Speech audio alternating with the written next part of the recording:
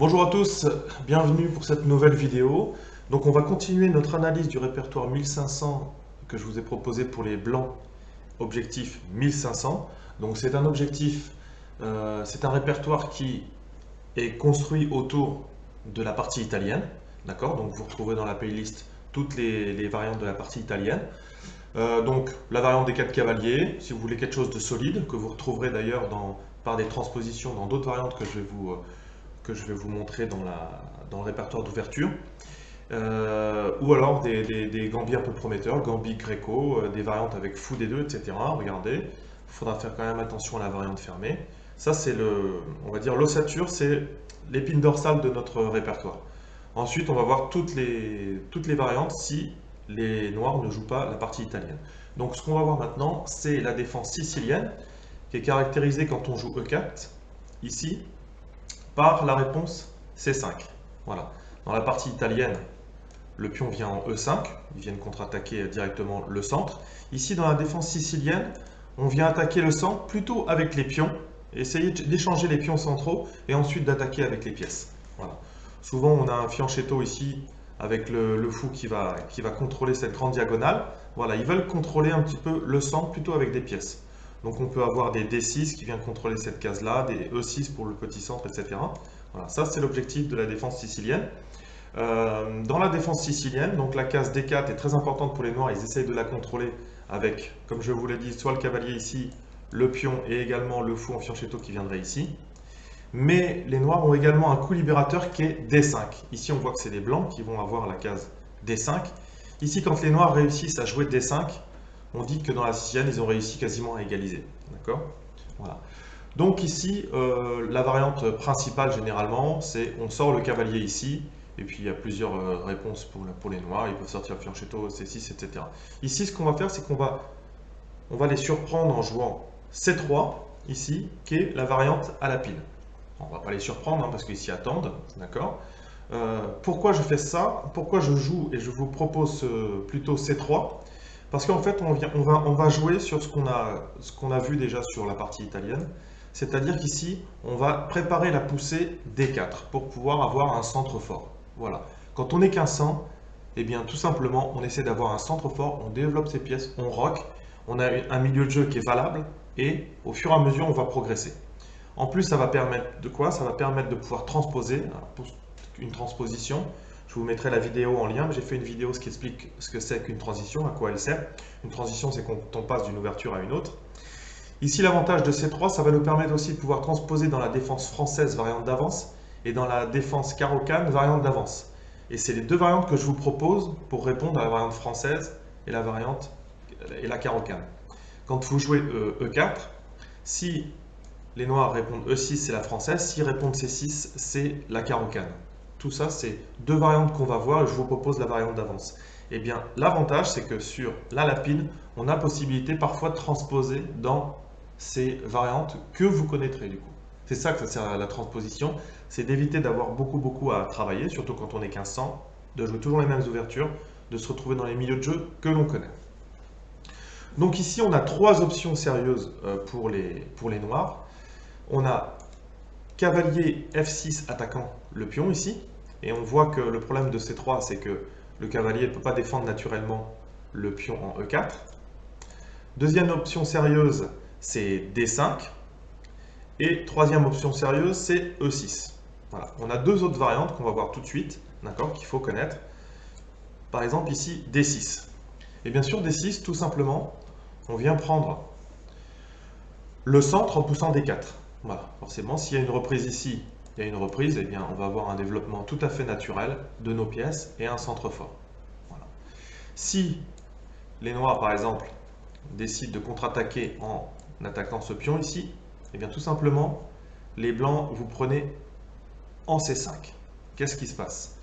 Si les noirs prennent ici du cavalier, eh bien, ils perdent une pièce. Pourquoi?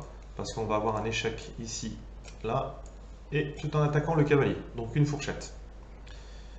Donc ici, ils sont quasiment obligés de reprendre le pion ici, et tout simplement, les blancs, vous venez échanger les dames, les noirs seront déroqués, ici le pion est facile à protéger, voilà. va avoir une bonne position pour les blancs, vous serez légèrement mieux quoi qu'il arrive. D'accord? Donc on pourra avoir D6. Bon, je pense que vous l'aurez rarement quand même. Qu'est-ce qu'on peut avoir comme autre coup? Oui, l'autre coup, c'est G6. Pourquoi? Parce que les joueurs de Sicilienne, comme je vous l'ai dit, essayent de jouer le fianchetto ici avec le fou qui contrôle cette grande diagonale. Le problème, c'est qu'on voit qu'ici, en ayant joué C3 et D4, eh bien, on vient boucher déjà la diagonale. Donc déjà, c'est quand même embêtant pour ceux qui, on appelle ça le dragon, la variante du dragon. Ceux qui ont l'habitude de jouer cette variante, ils ont un petit peu de mal. Et bien ici, tout simplement, on vient jouer D4. Voilà. Le meilleur coup ici, je ne sais pas, l'ordinateur propose D5 peut-être. Mais bon, s'ils sont venus jouer le fianchetto, ils vont sûrement venir avec fou G7 ici. Ici, le bon coup, eh bien, c'est de jouer cavalier en F3. Et ici, on vient tout simplement contrôler une fois de plus cette case-là. Finalement, ils ne le font pas. D'accord? Et s'ils viennent jouer le cavalier en F6, tout simplement, peut-être on peut contre-attaquer en poussant E5 ici. Voilà. Et déjà, les pièces noires vont être mal placées, et voilà, vous avez le centre, etc. Donc, pas de problème pour contrer G6.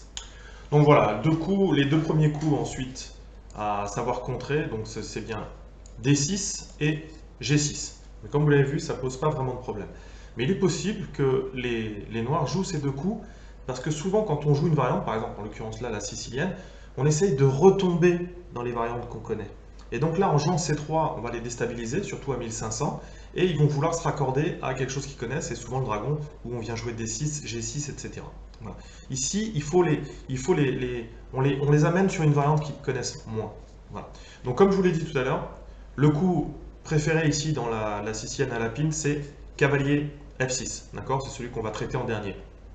Les deux autres coups, c'est D5 et E6. Voilà. Donc sur E6, ce que je vous propose, c'est directement de pousser D4. Pourquoi? Parce que ici, le meilleur coup pour les noirs, c'est de pousser D5. Et ici, en jouant E5, on se retrouve, on a transposé, on se retrouve dans la variante, d'une française, variante d'avance. Voilà. Ça, il y aura une vidéo sur cette variante, donc je ne vais pas plus loin. Qu'est-ce qu'il avait à sa disposition ici? Honnêtement, sur D4, ici, de jouer ici, voilà, il contre-attaquerait ici, et sur la prise, on vient encore échanger les dames, on a une meilleure position. L'avantage d'avoir joué C3, généralement dans les positions où on prend le pion ici en C5, souvent, comme on n'a pas joué C3, la dame vient ici en faisant échec et en récupérant le pion. Là, ici, ce n'est pas possible parce qu'on a joué C3. Voilà. Donc ici, j'y crois moyen. On peut retomber dans des coups comme ça ici, mais là, c'est la variante que je vous propose quand les noirs joueront cavalier F6. Donc ici, voilà, sur E5, vous jouez D4, D5, et on se retrouve dans la variante d'avance de la française. S'il vient jouer cavalier F6, vous pouvez E5. Le but, c'est toujours le même, c'est de contrôler cette grande diagonale et d'avoir le centre. D'accord? Ensuite ici, eh bien, on a D5 directement. Voilà. Sur D5 directement, vous allez pousser E5. Donc s'ils viennent jouer E6, eh bien, en jouant D4, on se retrouve encore dans la variante française de la variante d'avance. On a transposé.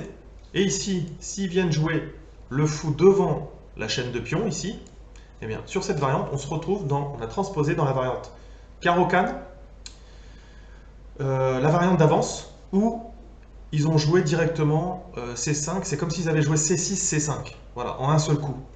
Honnêtement, dans les positions fermées, c'est moins grave. Donc cette position est tout à fait jouable pour les blancs, et vous vous retrouverez dans les schémas que vous connaîtrez. Ok? Voilà. Donc ça, on l'étudiera dans les schémas qui portent sur la carreau-canne. Ici, on a quelque chose d'indépendant. Est-ce que j'ai mis quelque chose? Non, bon, voilà. Variante française, variante... Voilà. Hop. Donc là, on est revenu. Je reviens sur la sicilienne à la pine. On revient ici. Ici, les coups que je vous avais dit, hein, c'est cavalier F6, E6, D5.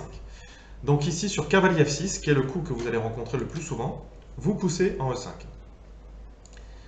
Le cavalier vient en D5. Voilà. Alors ici, on a une variante un petit peu plus agressive qui est fou C4.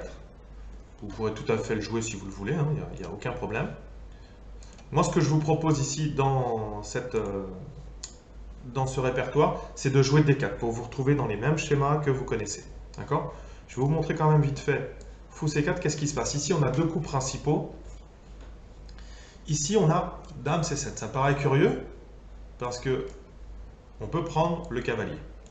Mais en fait, ici, grâce à dame prend E5, ici, si par exemple on met la dame ici, voilà, et les noirs auraient gagné un pion. Donc ce n'est pas possible de reprendre. Donc ici, sur dame C7, ce qui est joué, c'est dame E2, cavalier vient en B6, et voilà. Donc le retour du cavalier, du fou ici pour venir dans cette position. Voilà. Donc ça, c'est une partie à jouer. C'est pas celle que je vous propose. Et également sur fou C4, on a tout de suite cavalier B6. Ça, c'est la deuxième variante sur fou C4. Moi, ce que je vous propose ici, c'est tout simplement de pousser D4 une nouvelle fois. Ici, la plupart du temps, les noirs vont reprendre ici et vous aurez votre centre. Et l'idée des noirs, c'est de contre-attaquer le centre, ici soit avec D6, soit avec E6. Mais D6, c'est intéressant parce qu'en fait, si on prend, par exemple sur D6 et on prend ici, si la dame vient prendre, on se retrouve avec ce qu'on appelle dans une position de pion-dame isolé. Voilà, c'est des positions qui sont jouables, mais généralement pour le pion-dame isolé, les blancs ont une avance de développement. On voit bien qu'ici, ce n'est pas le cas, c'est plutôt les noirs qui ont l'avance de développement. Donc ça, on le reverra en stratégie d'ailleurs, dans les positions comme ça avec un pion-dame isolé. Généralement, les noirs essayent de miner ce pion, d'échanger des pièces pour arriver en finale, et ce pion sera une vraie faiblesse. Les blancs, eux, le but quand ils ont un pion dame comme ça isolé, déjà ils ont le centre, le but c'est de se développer rapidement et essayer de monter une attaque à l'aile droit. Voilà. Mais ça on reverra en stratégie. Donc ici, D6, au lieu de reprendre ici, on vient jouer cavalier F3, on vient développer tout simplement. Ici les noirs vont jouer E6, et vous voyez que maintenant si on reprend, ça sera du fou qui prendront. Donc tout simplement, vous vous développez. Cavalier C6, ils font pareil. Petit roc. Fou E7. Forte chance, c'est la meilleure disposition des pièces noires. Il y a forte chance qu'ils jouent ça. Cavalier C3. Donc ici, on développe nos pièces correctement. Ici, avec le cavalier en C3, le cavalier ici était attaqué, donc ils viennent échanger. Voilà. Ici, on se retrouve dans une position où les blancs ont une faiblesse ici en C3, mais les fous et l'avance de développement des blancs compense largement ce petit pion arrière. On peut même des fois le donner. Je ne sais pas quelle variante ils ont ici. Sur dame D5, attaquant une deuxième fois le pion ici. Dame ici, on vient protéger le fou, on développe.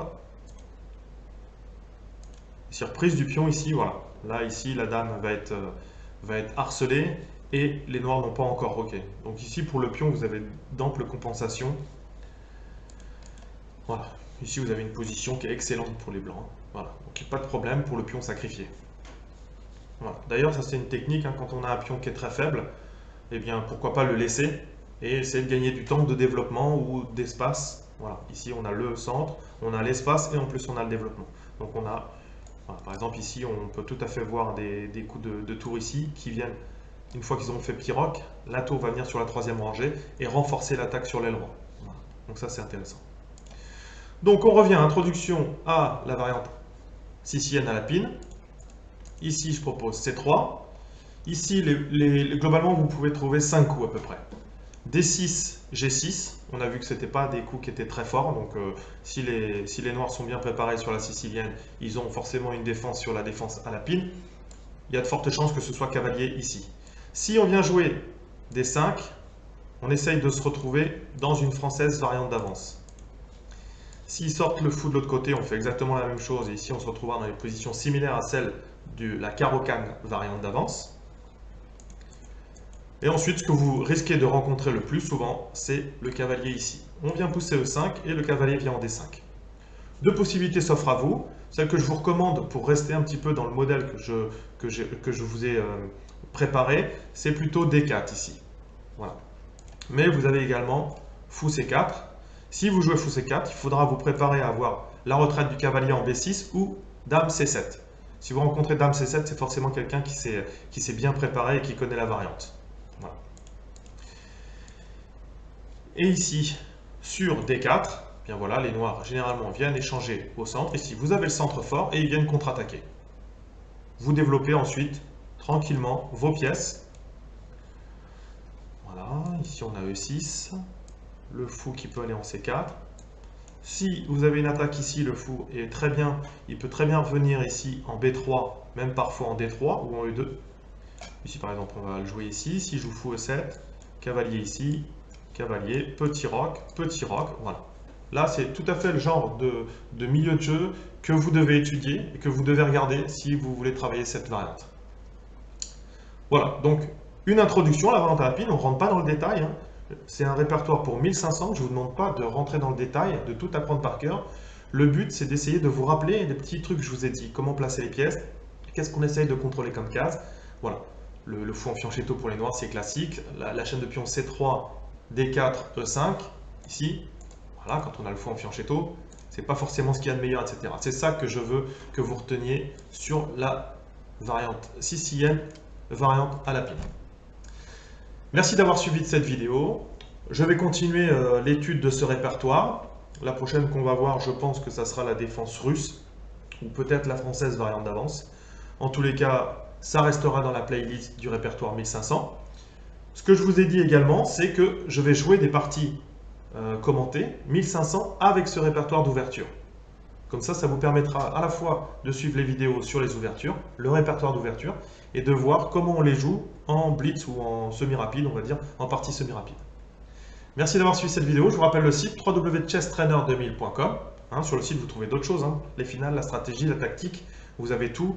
Vous avez, ça vous permet d'avoir les vidéos classées en fonction de ce que vous voulez travailler. Hein. Voilà. N'hésitez pas à vous abonner. Je vous rappelle le Facebook, Twitter. Merci encore, travaillez bien et à bientôt. Ciao.